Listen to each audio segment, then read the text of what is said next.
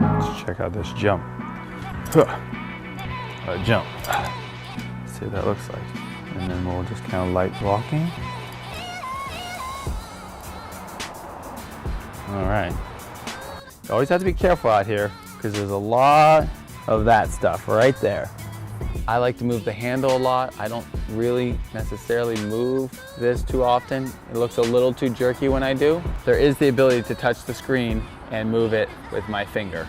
And that's a really cool way to film as well. It's a beautiful morning. Actually, no, it's not. It's actually afternoon. I ran some errands this morning. Don't think I'm lazy. Don't think I slept until noon, because I didn't. Actually just got a message from a dear friend, and he's engaged. I was like, well, I thought we were close. Like, all of a sudden you're just gonna call me and tell me you're engaged. I didn't even know you're dating anybody. So I was like, dang, crazy. You're so young. Obviously, don't need to take the trash in to have him come today. It's like noon. You were lazy. Oh, but here's the thing. So I kind of like quotes. I kind of like poetry. I was thinking, here's my friend getting married. He told me he's met his soulmate and he's engaged, and I don't even know anything about it. So I started thinking, I was like, I really love poetry. I like writing it, and I think I'm gonna kind of share like a quote. Maybe not every day, but continuously, because it's something I'm passionate about, and I think if I'm gonna put who I am in these vlogs, I might as well put the things that I love in there too. And this is from that book, Eat, Pray, and Love. Never read it, obviously. Every girl in the world has, but I haven't. I think I just indirectly call myself a girl. Anyways, it says, a true soulmate is a mirror, a person who shows you everything that is holding you back in life, the person who brings you to your own attention so that you can change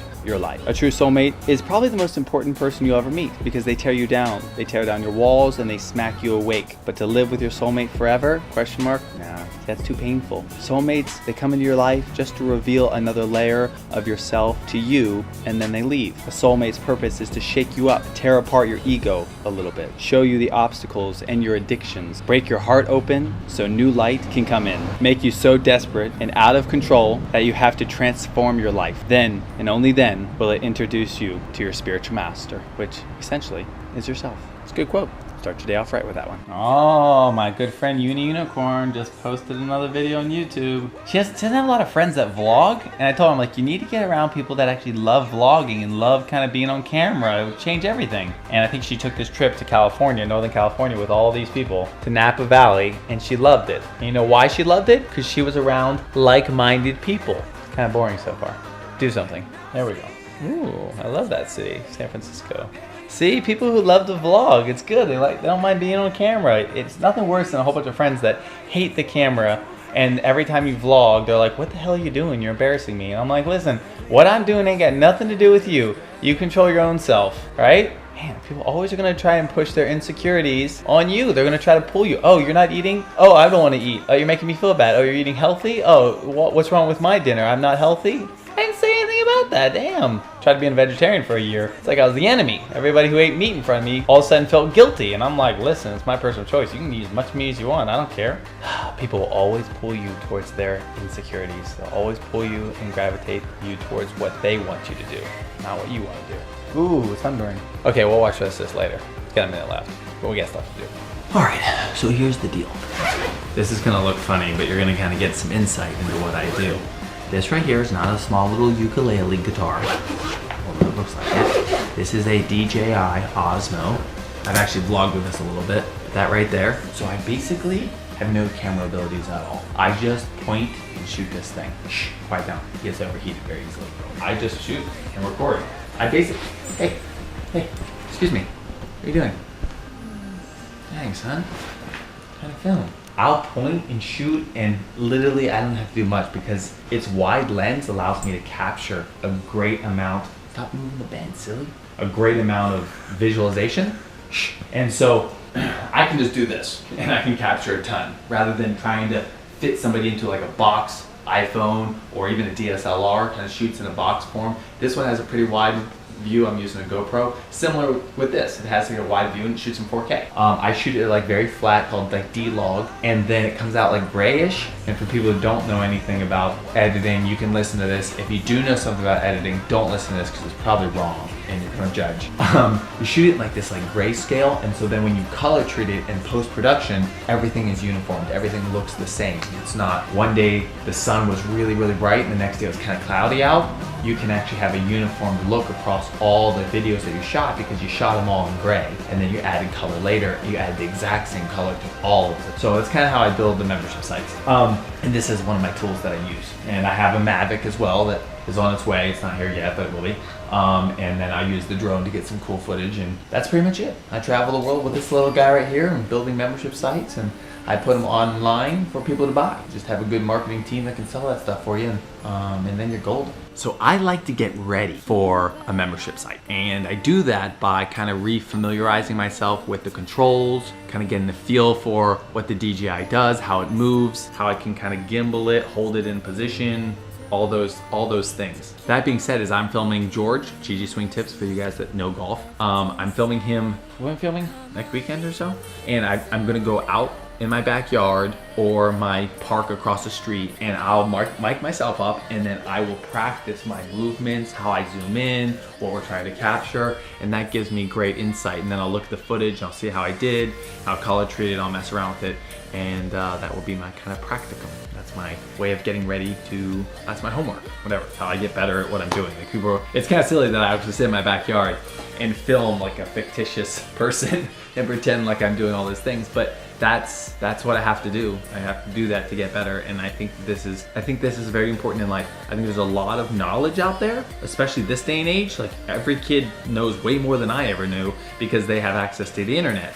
Where young kids lack in the millennial generation and this Gen X generation, where they're missing out is the application of the knowledge that they've acquired. So they know all these things, they know about other things, and oh yeah, I know what ayahuasca is. I'm like, how do you know that? I went to Peru to discover what ayahuasca was by accident. And these kids like know what ayahuasca is because of YouTube video or a Netflix video they saw. It's just incredible the amount of knowledge they have, but the application of that. Do you know what it's like to take ayahuasca? Do you know what it's like to sit in the Sistine Chapel and look up at that incredible painting? You know? Do you know what it's like to stand next to the edge and watch a motorcycle go past you at 215 miles per hour in the Isle of Man? Those are the experiences that you can't read about in books and you can watch on YouTube, and it's almost like you were there, but it's not quite. It's one of the reasons I vlog. It's an opportunity for me to extend that journey beyond what I did. It's not only a great memory, but it's an opportunity for an audience, if they choose to watch, to be a part of it, to be a part of that journey, and to be a part of everything that I'm doing. How I make money. Just talk to a kid, a good friend of mine. I'm kind of mentoring him a little bit. He's asked me, hey, you know, is there a good book recommendation? I told him I walked away from the game of golf the moment that I finished the book, Rich Dad Poor Dad. And I called my father and was like, how come you never taught me how to make money? School sure as hell didn't. And my parents sure as hell didn't, you know? And the job that I was in, although awesome and I traveled the world, the money was only, it's not that it wasn't good, it was capped. I wasn't able to make more of it. And then I realized there was no scalability in my game of golf career. So I stepped away from that and I started something probably naively, but more importantly, fearlessly. I stepped away from that, and I had something really great come out of it, and I wouldn't change where I'm at for the world. A lot of people aren't really impressed by what I do anymore because it's not exciting. It's way more exciting to say I travel around the world and I help Bubba Watson be healthy, and I go to all these golf tournaments and people really like, wow, that's really cool. My job's maybe not as cool anymore, but it's not about that. My job is for me, and that makes it way cooler because it's for me, not somebody else. And I encourage you to do the same thing. So take a look at this. See how gray, see how gray everything looks? That grayness allows me, it's what I call D-log. That's what allows me to add color in post-production. All right, so now gotta put these little Sennheisers on my belt clip, and we'll be ready to go.